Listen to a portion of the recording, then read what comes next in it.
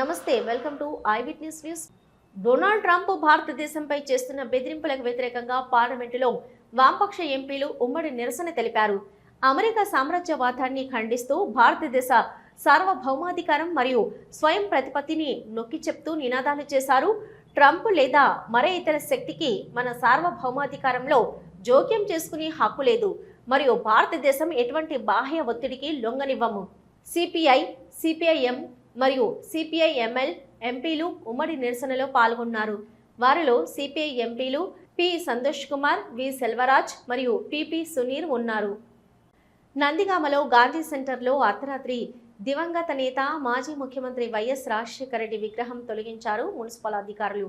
ఇందుకు నిరసనగా ఎన్టీఆర్ జిల్లా అధ్యక్షుడు దేవినేని అవినాష్, స్థానిక ఇన్ఛార్జి మాజీ ఎమ్మెల్యే మొండితోక జగన్మోహన్ రావు, తిరువూరు ఇన్ఛార్జి స్వామిదాసు, పూనూరు గౌతమ్ రెడ్డి మరియు వేలాది మంది పార్టీ నాయకులతో కలిసి తొలగించిన వైఎస్ఆర్ విగ్రహంతో నిరసన వ్యక్తం చేశారు. కక్షపూరితంగా తొలగించిన వైఎస్ఆర్ విగ్రహం ఉన్న చోటే యథావిధిగా ఏర్పాటు చేయాలని వైసీపీ నేతలు డిమాండ్ చేశారు.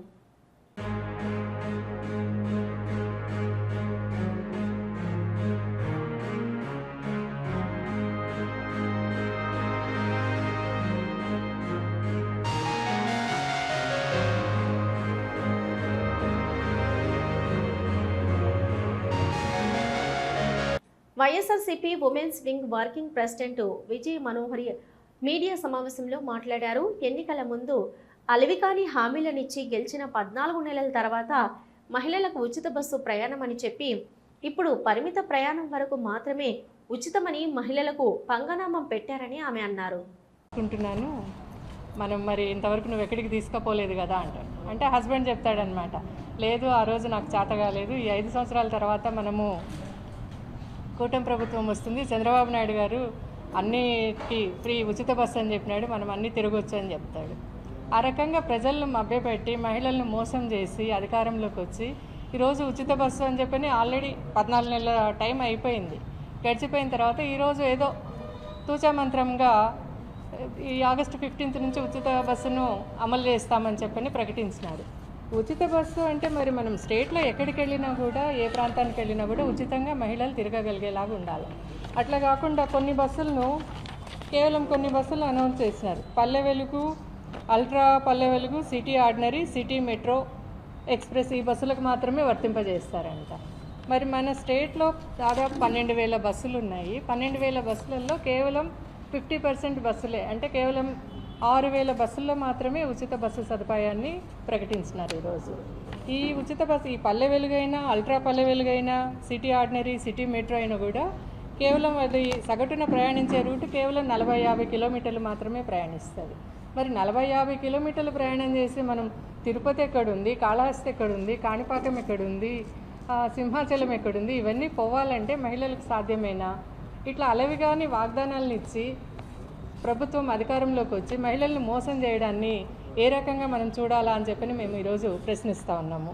చంద్రగిరి, కొత్తపల్లి గ్రామాలలో జెడ్పీటీసీ ఎన్నికల ప్రచారంలో పార్లమెంటు సభ్యులు వైఎస్ అవినాష్ రెడ్డి, ఇతర నాయకులు, కార్యకర్తలు ఇంటింటికి తిరుగుతూ తమ అభ్యర్థిని గెలిపించవలసిందిగా కోరారు.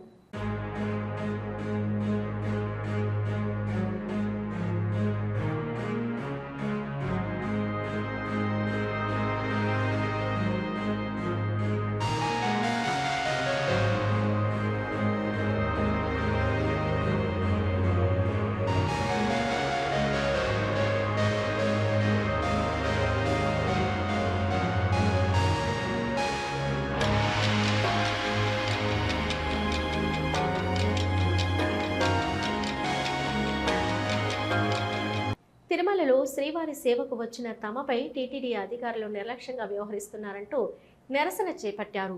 శ్రీవారి సేవ కోసం సుదూర ప్రాంతాల నుండి వచ్చిన అనేక మంది సేవకులు ఉదయం 5 గంటలకు వచ్చిన సేవకులకు పట్టించుకోలేదు టీటీడీ అధికారులు.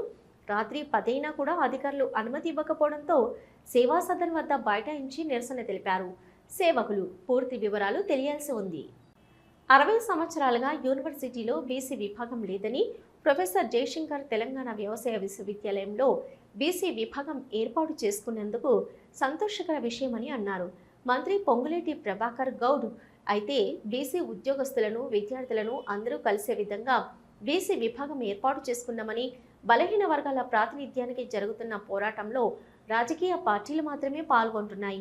కులగణన జరిపిన తర్వాత బీసీలకు 42% రిజర్వేషన్లు, విద్యా ఉద్యోగ స్థానిక సంస్థల్లో రిజర్వేషన్లు సాధించుకోవడానికి తెలంగాణ ఉద్యమం మాదిరి అన్ని వర్గాలు భాగస్వామ్యం కావాలని కోరారు మంత్రి పొన్నం.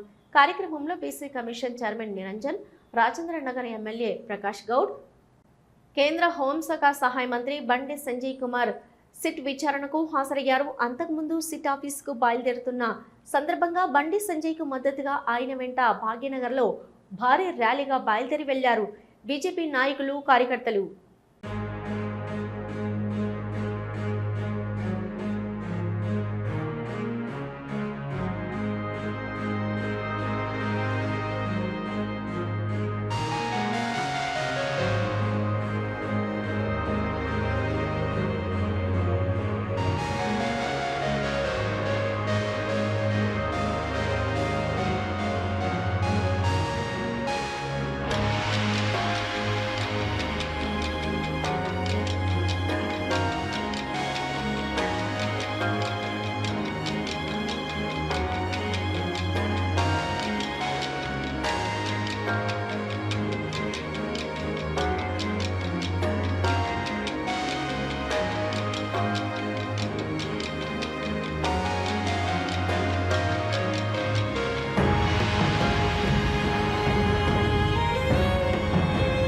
ఫోన్ ట్యాపింగ్ కేసులో సిట్ ముందు విచారణకు హాజరైన కేంద్ర హోంశాఖ మంత్రి బండి సంజయ్ విచారణ ముగిసిన తర్వాత బయటకొచ్చి మీడియాతో మాట్లాడారు.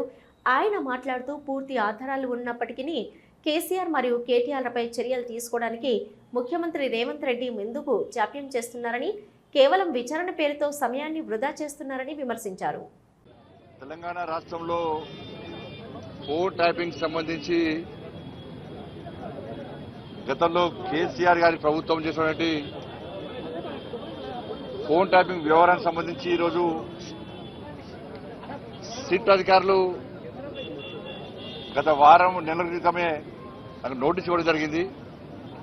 ఆపరేషన్ సింధూర్ సంబంధించి పార్లమెంట్లో చర్చ జరుగుతున్న సందర్భంగా నేను దాన్ని వాయిదా వేసుకోవడం జరిగింది.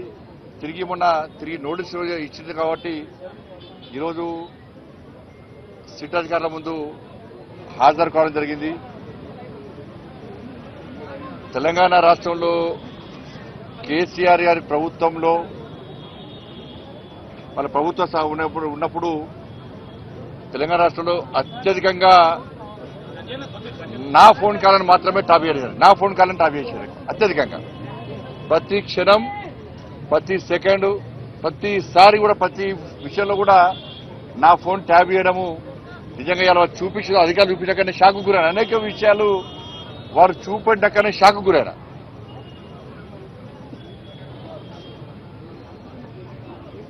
ఎంత నీచులు వీళ్ళంటే కేసీఆర్ కుటుంబము మావోయిస్టులకు సంబంధించి ఫోన్లను ట్యాప్ చేయాలి. ఆ లిస్టులో మా పేర్లు పెట్టారు. మావోయిస్టు లిస్టులో మా పేర్లు పెట్టి మా ఫోన్లను ట్యాప్ చేశారు.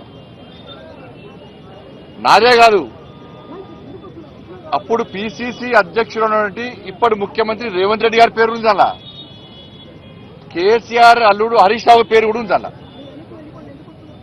వాళ్ళ ఫోన్ ట్యాప్ చేశారు. మొట్టమొదటిసారి అసలు ఫస్ట్ బాధితున్నా నేను మొట్టమొదటిసారి ఫోన్ ట్యాపింగ్ వ్యవహారంలో ఫస్ట్ టైం స్టేట్మెంట్ ఇచ్చింది కూడా నేనే. నేను గతం నుంచి చెప్తున్నా, ఇది మూర్ఖత్వ ప్రభుత్వము. వీళ్ళకు వావి వరుసలు ఏంలో వీళ్ళకు. ఇవాళ మంచి పండుగ, ఇవాళ రేపు ప్రధానమైన పండుగ. బంధాలు అనుబంధాలకు సంబంధించినటువంటి ఇవాళ పండుగలు. ఇవాళ అమ్మవారి పండుగ అనేటువంటి వరలక్ష్మి శుక్రవారము, రేపు రాఖీ పండుగ. ఇవాళ ఇన్ని పండుగలైనా కూడా ఇవాళ వేలాది మంది ఇవాళ భారతీయ జనతా పార్టీ కార్యకర్తలు పండుగలు వదిలిపెట్టి తరలి వచ్చారు ఇవాళ. కానీ అప్పుడు కేసీఆర్ ప్రభుత్వంలో వావి వరుస లేవు. వాళ్ళకు తల్లి లేదు, నా తండ్రి లేడు, నా అక్క లేదు, నా చెల్లి లేదు. వాళ్ళకు నా కుటుంబ సభ్యుల ఫోన్ ట్రాప్ చేసిర్రు, నా ఫోను, నా కుటుంబ సభ్యులది, మా సిబ్బందిది, లాస్ట్ కు మా ఇంట్లో పనిచేసే వర్కర్లు కూడా. మా పక్క పెట్టు సొంత కేసీఆర్ బిడ్డ కూడా ఫోన్ ట్యాప్ చేశారు, కేసీఆర్ అల్లుది కూడా చేసిర్రు. వీళ్ళని ఏమనాలో తెలంగాణ సమాజం ఆలోచించాలి. నారా చంద్రబాబు నాయుడు ఏ రోజు నిజాయితీగా రాజకీయాల్లో పోటీ పడలేదు. ఎన్టీఆర్ గారికి వెన్నుపోటు పొడిచినప్పటి నుంచి తప్పుడు పద్ధతుల్లోనే రాజకీయాలు చేస్తున్నాడు చంద్రబాబు అని విమర్శించారు. బాపట్ల జిల్లా వైఎస్ఆర్సీపీ అధ్యక్షులు మాజీ ఎమ్మెల్యే మేరుగొండ నాగార్జున దీనికి సిగ్గుపడకపోగా గొప్పగా చెప్పుకుంటున్నాడని జడ్పీటీసీ ఉప ఎన్నికల సందర్భంలో వైఎస్ఆర్ కాంగ్రెస్ పై బహిరంగ దాడులు చేస్తున్నారు. ఏ ఎన్నికలు వచ్చినా సునీతమ్మను రంగంలోకి దించుతున్నాడు చంద్రబాబు. వివేకానంద రెడ్డి హత్య చేసిన హంతకులు వాళ్లకి చేదోడు వాదోడుగా ఉన్నారు. చంద్రబాబు చేతిలో కీలు బొమ్మల్లాగా సునీతమ్మ వ్యవహరిస్తుందని అన్నారు మేరుగొండ నాగార్జున. ఏ రోజు నిజాయితీగా రాజకీయాలు చేయాల, రాజకీయాల్లో పోటీ పడలా. చివరికి ఎన్టీ రామారావు గారిని వెన్నుపోటు పొడిచిన దగ్గర నుంచి తప్పుడు పద్ధతులు, తప్పుడు ప్రచారాలతోనే రాజకీయాలు చేస్తూ వస్తా ఉన్నాడు. దీనికోసం కనీసం ఆయన సిగ్గు కూడా పట్టల్లా, ఇలా చేస్తా ఉన్నామని. అది ఒక గొప్పగా చెప్పుకుంటా ఉంటాడు. ఇటీవల కడపలో ఎప్పుడు ఎన్నికలు జరిగినా వివేకానంద రెడ్డి గారి కుమార్తె సునీతమ్మ, ఆయన అల్లుడు రంగంలోకి దిగటం, వారితో తప్పుడు ప్రచారాలు చేయించడం, వ్యక్తిగత హన్నాలు చేయించడం పరిపాటి అయిపోయింది చంద్రబాబు నాయుడు గారికి. జడ్పీటీసీ ఎన్నికల సందర్భంగా ఒకవైపు వైసీపీ వాళ్ళ మీద బహిరంగ దాడులు, అఘాయిత్యాలు చేయిస్తూనే వాళ్ళకేమో పోలీసులు పూర్తిగా కొమ్ము కాస్తున్నారు. అక్కడ దారుణ పరిస్థితులను పరిశీలిస్తున్న రాష్ట్ర ప్రజానీకం చంద్రబాబును ఒక ప్రక్క అసహించుకుంటున్నారని కూడా ఆయన తెలుసు. అయినా హఠాత్తుగా వివేకానంద రెడ్డి గారి కుమార్తె సునీతమ్మను రంగంలో దించుతా ఉండటం అలవాటైపోయింది. వివేకానంద రెడ్డి గారిని హత్య చేసిన హంతకులు వాళ్ళకి చేదోడు వాదోడుగా ఉండటం. ఈరోజు వివేకానంద రెడ్డి గారి యొక్క ఆత్మ క్షోభిస్తుందని సునీతమ్మకు తెలియదా? ఇప్పుడు మళ్లీ చంద్రబాబు చేతిలో ఓన్లీ రాజకీయ కీలు బొమ్మలాగా మరి సునీతమ్మ వ్యవహరిస్తా ఉందంటే, వివేకానంద రెడ్డి గారి హత్య మొదలు హత్య ఘటన వాడుకొని గత 2 ఎన్నికల్లో చంద్రబాబు నాయుడు లబ్ధి పొందాలని, మరి వివిధ పార్టీ వ్యవస్థలో ఉన్న ఆయన మనుషులు ఈ కేసును ప్రక్కదోవ పట్టించాలని అనేక అభూత కల్పనలతో అమాయకులను, నిర్దోషులను జైల్లో పెట్టించి ఏకంగా రాక్షసానందం పడినటువంటి పరిస్థితి కూడా ఈ రాష్ట్రం చూస్తూనే ఉన్నాం. వివేకానంద రెడ్డి గారిని తానే చంపానని టీవీ ఛానల్లో దస్తగిరి అనే వ్యక్తి చెబితే, అలాంటి దస్తగిరిని అప్రూవర్ గా మార్చిన ఘనత చంద్రబాబు నాయుడు గారికి కాదా? తన తండ్రి హంతకులు చట్టం చేతిలో కాకుండా బయట విచ్చలవిడిగా అన్యాయాలు చేస్తూ తిరుగుతా ఉంటే వారికి హితోధికంగా సహాయము, తోడ్పాటు అందించింది సునీతమ్మ కాదా అని అడుగుతా ఉన్నా. ఇప్పుడు మళ్లీ జడ్పీటీసీ ఎన్నికలకు దృష్టిలో పెట్టుకుని చంద్రబాబు చెబుతున్నట్టు మాట్లాడు. ఎన్నికొస్తే ఆమె వచ్చేస్తుంది. ఏదో ఒక రకంగా వివేకానంద రెడ్డి గారి హత్యను అడ్డం పెట్టుకుని ప్రజలను ప్రక్కదోవ పట్టించాలని చూస్తా ఉంటుంది. ఈరోజు అన్నిటికన్నా ఈ వ్యవస్థలో వివేకానంద రెడ్డి గారి హత్య ఎవరి హయాంలో జరిగింది, ఆ కేసులో ఆ రోజు ఎవరి హయాంలో జరిగితే వ్యవస్థలన్నీ ఎవరి చేతుల్లో ఉన్నాయో ప్రజలకు తెలియదా? చంద్రబాబు నాయుడు గారు అధికారంలో ఉన్నప్పుడు జరిగితే వ్యవస్థలన్నీ వాళ్ళ చేతుల్లో ఉంటే చివరికి అది సిబిఐ దాకా వెళ్తే సిబిఐని కూడా మేనేజ్ చేయాలని పెద్ద ఆలోచనలు చేసినటువంటి వ్యక్తులు కాదని అడుగుతా ఉన్నా. చివరికి పాపం పుణ్యం లేనటువంటి, ఏ సంబంధం లేనటువంటి అవినాష్ రెడ్డి గారి కుటుంబాన్ని రాజకీయంగా నాశనం చేయాలని ఒక దుగ్ధతో ఈరోజు వ్యవహరించిన తీరు ప్రజలకు తెలీదా? నిజంగా రాబోయే రోజుల్లో న్యాయం అనేది తప్పకుండా గెలుస్తుంది. ఎందుకంటే బాగా చదువుకున్నటువంటి వ్యక్తి, గొప్ప చదువులు చదువుకొని జగన్మోహన్ రెడ్డి గారి యొక్క ప్రోత్సాహంతో రాజకీయాల్లోకి వచ్చినటువంటి యువకుడు అవినాష్ రెడ్డి గారు అయితే ఆయన్ని రాజకీయ బలిపశువులు చేయాలని ఒక ఆలోచనతో తప్ప వేరే ఏం లేదు. సరిగ్గా ఎన్నికలు వచ్చినాయి, ఎన్నికలు వస్తున్నాయంటే చాలు వస్తారు, 4 నిందలేస్తారు, 4 ఆరోపణలు చేస్తారు, వెళ్ళిపోతారు. నేను అడుగుతా ఉన్నా, ఇదేం పద్ధతి తల్లి? సిబిఐ తన దర్యాప్తు పూర్తి చేశారని సుప్రీంకోర్టులో చెప్పింది. కేసు సర్వోన్నత న్యాయస్థానం చేతిలో ఉంది. మీరొచ్చి కనీసం న్యాయస్థానంలో ఉందనే స్పృహ కూడా లేకుండా నీ తండ్రికి బద్ధశత్రువులైనటువంటి వారితో చేతులు కలిపి రాజకీయ ఆటలో తోలుబొమ్మలాగా మారుతా ఉన్నారంటే సునీతమ్మను ఏమనుకోవాలని అడుగుతా ఉన్నా. హన్మకొండ జిల్లా అంబేద్కర్ నగర్ లో 2 BHK ఇళ్ల ప్రారంభోత్సవంలో మంత్రి పొంగులేటి శ్రీనివాసరెడ్డి పాల్గొన్నారు.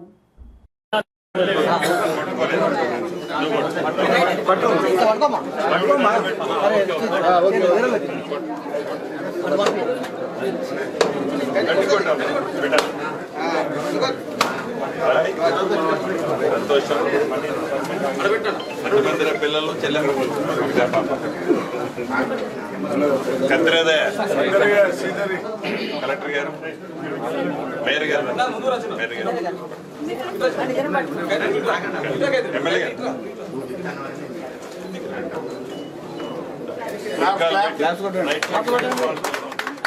నువ్వు కూడా పరిచయం